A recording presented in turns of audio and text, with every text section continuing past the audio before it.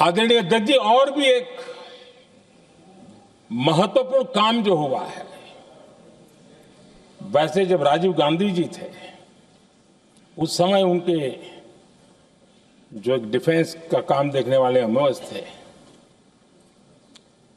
उन्होंने जब मैंने सीडीएस की घोषणा की तो वो बहुत प्रसन्न होकर के मुझे मिलने आए थे और बहुत बहुत प्रसन्न थे वो। इस समय ऑपरेशन में नेवी, आर्मी, एयरफोर्स, तीनों सेनाओं का जॉइंट एक्शन, इसके बीच की सिनर्जी, इसने पाकिस्तान के छक्के छुड़ा दिए।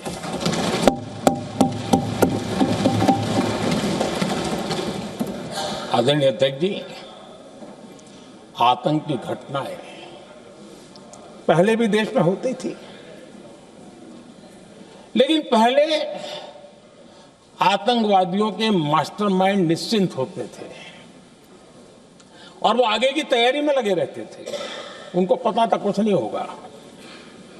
लेकिन अब स्थिति बदल गई है। अब हमले के बाद मास्टरमाइंड को नींद नहीं आती। उनको पता है कि भारत आएगा और मार के जाएगा।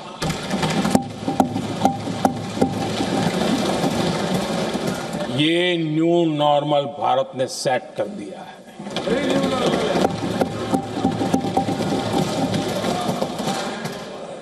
आदरणीय अध्यक्ष जी, दुनिया ने देख लिया कि हमारी कार्यवाही का दायरा कितना बड़ा, स्केल कितना बड़ा। सिंदूर से लेकर के सिंधु तक पाकिस्तान पर कार्रवाई की है। ऑपरेशन सिंदूर ने तय कर दिया कि भारत में आतंकी हमले की, उसके आकाओं को और पाकिस्तान को भारी कीमत चुकानी पड़ेगी। अब ऐसे ही नहीं जा सकते।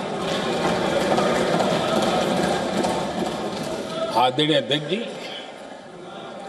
ऑपरेशन सिंदूर से स्पष्ट होता है कि भारत ने 3 सूत्र तय किए हैं।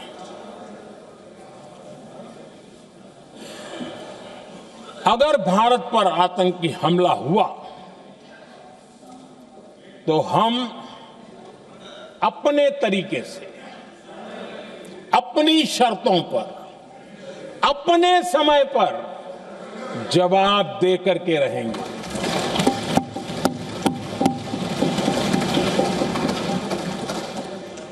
दूसरा, कोई भी न्यूक्लियर ब्लैकमेल अब नहीं चलेगा।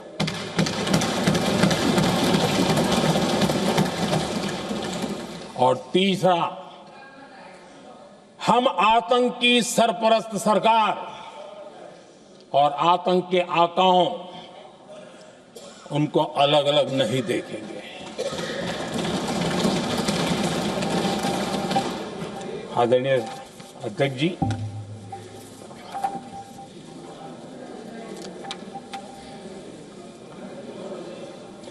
यहां पर विदेश नीति को लेकर के भी काफी बातें कही गई हैं।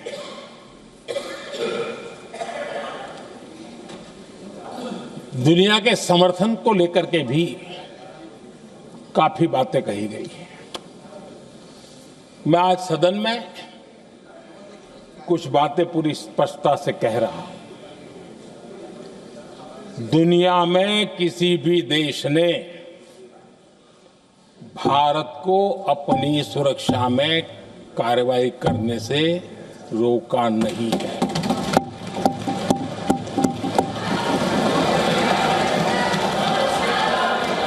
संयुक्त राष्ट्र 193 countries.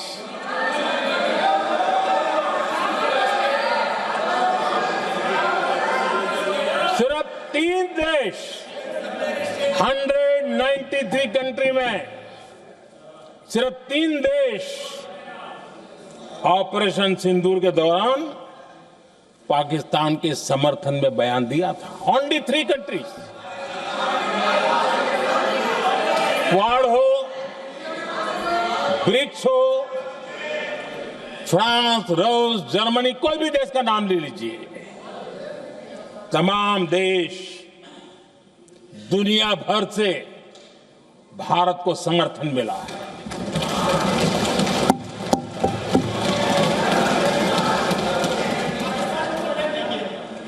आदरणीय अध्यक्ष जी, दुनिया का समर्थन तो मिला, दुनिया के देशों का समर्थन मिला, माननीय है, लेकिन ये दुर्भाग्य है कि मेरे देश के वीरों के पराक्रम को कांग्रेस का समर्थन नहीं.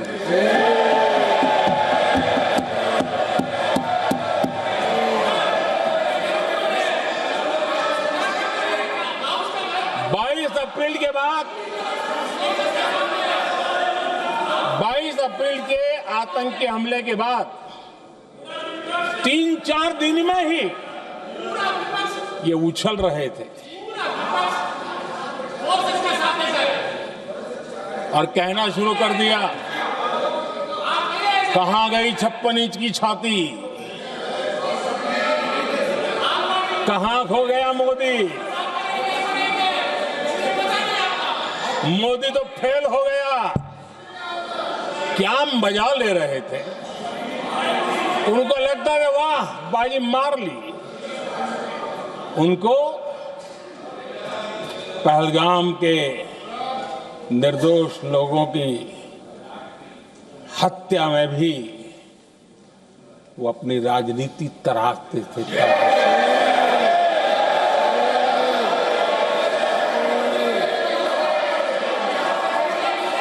अपनी स्वार्थी राजनीति के लिए मुझ पर निशाना साध रहे थे, लेकिन उनकी ये बयानबाजी, इनका छिछोरापन देश के सुरक्षा बलों का मनोबल गिरा रहा था.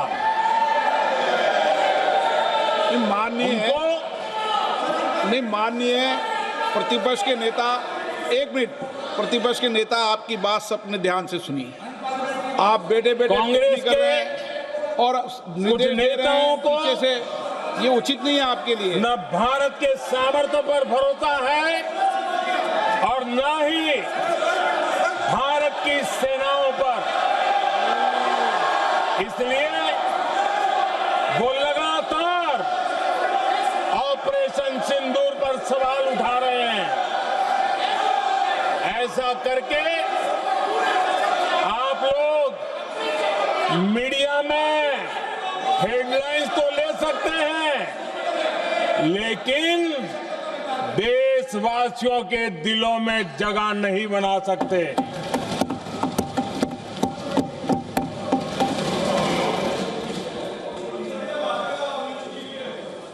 आदरणीय सभापति जी, आदरणीय अध्यक्ष जी,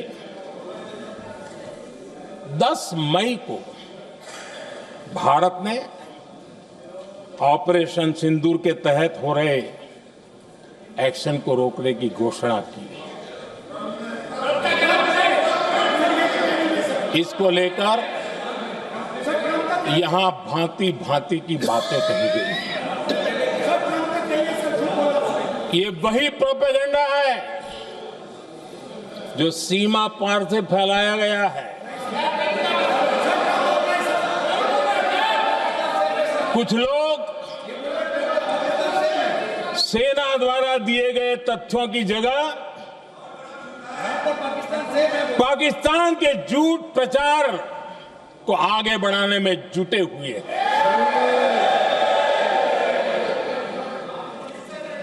जबकि भारत का रुख हमेशा स्पष्ट रहा है. आदरणीय अध्यक्ष जी, कुछ चीजें मैं जरा स्मरण भी कराना चाहता हूं। जब सर्जिकल स्ट्राइक हुआ उस समय हमने लक्ष्य तय किया था हमारे जवानों को तैयार करके कि हम उनके इलाके में जाकर के आतंकियों के जो लॉन्चिंग पैड है उनको नष्ट करेंगे। और सर्जिकल स्ट्राइक एक रात के उस ऑपरेशन में हमारे लोग सूर्योदय होते होते काम पूरा करके वापस आए। लक्ष्य निर्धारित था कि ये करना है। जब बालाकोट एयर स्ट्राइक किया तो हमारा लक्ष्य तय था कि आतंकियों के जो ट्रेनिंग सेंटर्स है इस बार हम उसको तबाह करेंगे, और हमने वो भी करके दिखाया। ऑपरेशन सिंदूर के समय हमारा लक्ष्य तय था, और हमारा लक्ष्य था कि आतंक के जो एपी सेंटर है और पहलगाम के आतंकियों को जहां से पुरजोश योजना बनी, ट्रेनिंग मिली, व्यवस्था मिली, उस पर हमला करेंगे। हमने उनके नाभि पर हमला कर दिया।